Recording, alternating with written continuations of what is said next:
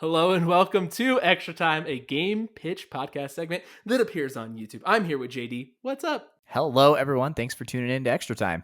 We should ask, why are we here today? Model, why are we here today? It's because JD is getting hype. He's ready to drive a Model Y today. I am. I'm going to go test drive one and probably put money down on one because I am a weird person that is bad with money. Well, hey, you know what? That's why the graveyard's so short today, because you got to leave. You got to go to Denver. Actually, that's not true. We just had a really packed show. Like we did. Into the main Game Pitch podcast that drops every Monday. Check it out, Project Nerd Gaming. But we're going to give you some stories that did not make our show, that missed the cut this week from our story graveyard. JD, take it away. Yeah, the first one is a story that's been born from Jeff Keighley's The Final Hours of Half-Life Alyx that came out a week and a half, 2 weeks or so ago.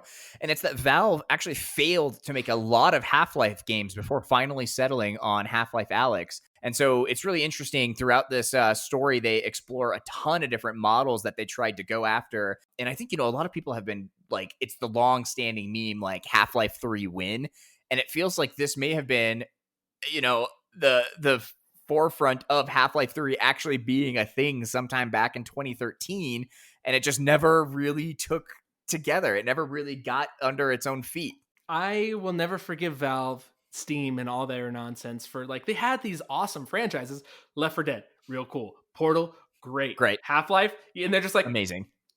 We couldn't be bothered to make games that people love. We couldn't lift a finger to do it. When literally every game designer, developer, studio head is just I will make you whatever Half-Life, Portal, or Left 4 Dead game you want. And unconscionable is what it is, JD. They didn't care. They don't care. Talk to me about something else that is terrifying to me. That we don't care about? Horror? Okay, so No Man's Sky. Really impressive now. When it came out, great. Kind of a mixed bag of nonsense and bad. Crap. But now they've stuck with it. This is a real triumph. This is a real underdog story, you would say. But they've added a horror-themed free update that me and JD will be nowhere near, and we will not touch. No thank you. Sorry, Never. No Man's Sky. Get out of here. Yeah, Hello Games, incredible job turning around No Man's Sky. I remember when I got it at launch, I was so excited for the promise and so disappointed by the execution. And it sounds like now the game has completely turned on its head. It's 180'd in the best possible way. They are putting out tons of free updates and content all the time. I love it. It's a really CD Projekt Red move to continue to supporting the game in such a big way for free. And this is just another example of it. I hate horror, so there's 0% chance that I will ever play this, but I love that they're doing it, and I love that they're kind of pivoting from the core of the game to try other things too. Yeah, that's the themes. Yeah, that's cool. They could probably do a Wild Wild West one next, or a crazy cyber tech future one. Just why not? All the genres from film. Yeah, why not? Pulp it up. Let's go. But Pulp it up. Hello Games, you just need to know that the man's in your title, the No Man's Sky, the No Man's is going to be me and JD. We will be nowhere near this horror stuff at all, ever.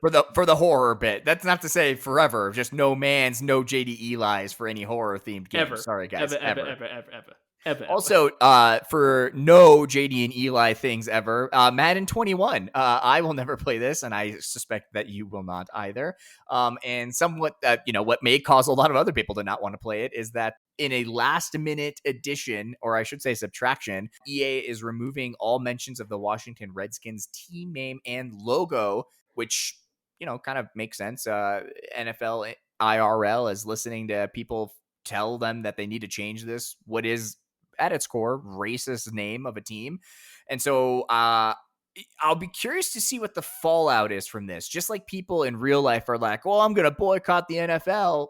I wonder if people will also boycott Madden. I don't know. I mean, I am, but I do that every year. So that's not anything to do with this. So just a personal imposed banishment. No, I love it. You're giving, it's this thing where it's cool to see in the real world, IRL, that actually the real Washington Redskins are changing their name. They've come out with a statement. They haven't released what the new team name is going to be, but I didn't really think of the consequences for Madden, how quickly they just have to wash it away. And I wonder if it'll just be the team colors with no logos and just not that's crazy that they're all the things that they're having to do to rush to get this removed. They even say that physical copies are going to have to get an update because there's just no way to patch it in time. Yeah.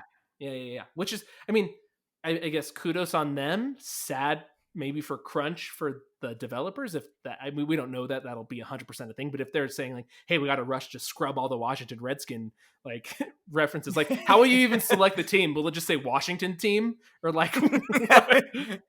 And now Washington, and then it's just like a weird dead air for all the announcements. And they're like, what happened? It's like the sound file Oh, was just cut. I didn't even think about the VO. There has to be hundreds of hours of like the two sportscasters being like, and the Washington Redskins had come into the game with you know what I mean? Like all Oh, the, yeah. Oh, yeah. wow, that's dang. Some big implications. They really gave a big old middle finger to EA there on the back end. I mean, good on them for, doing the right thing and changing the name But way yeah, kind late. of wrecking them. Yeah. Yeah, yeah, that is a wreck. Our last story here in our extra time segment is all about Super Smash Brothers and a character that if you didn't know, you probably know based off my Twitter handle that is near and dear to my heart. Gino from Super Mario RPG, my favorite game of all time, is a character that I have long desired in Smash Bros. Last game had actually a Mii costume for him, so at least the developers and Sakurai himself knew that we wanted him. He frequently appears as a top requested character on DLC polls. All the time. But the strange thing here is that GameStop, one of their, is he a CEO? Is he someone who speaks on behalf of GameStop? Yeah. They have in an interview fumbled and potentially leaked Gino as a character. Now, I don't know how this person would know that Gino was coming to Smash other than, especially a GameStop insider person. It's kind of weird how they would even have Nintendo information ahead of time unless it was based around the amiibo for the character. But Right. what they said is, oh yeah, I mean, there's a reason everyone was freaking out when Gino was announced for Smash is the exact quote here. Now, what's interesting with this is I think he means Banjo. I think Yeah. the person was confused. They just don't know video games.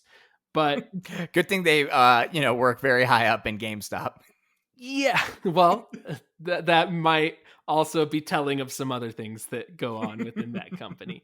But I saw this, and there have been lots of rumors that Gino is coming just based off of Square Enix relationship with Nintendo, some other things that we've seen around. I do think that Sora is more likely to appear in the game than Gino, another Square character. And I don't know what about Master Chief? Well, they don't. You want him so bad. That's so funny. We got Banjo. Banjo's the Microsoft rep. Like, we're not getting another one. That would be great. Like, I could see Doom Guy before I could see Master Chief, but I do love Master Chief quite a lot. Me too. Like, if Master Chief's coming to Smash Bros, they got to put Kratos in there too. Like, it's just,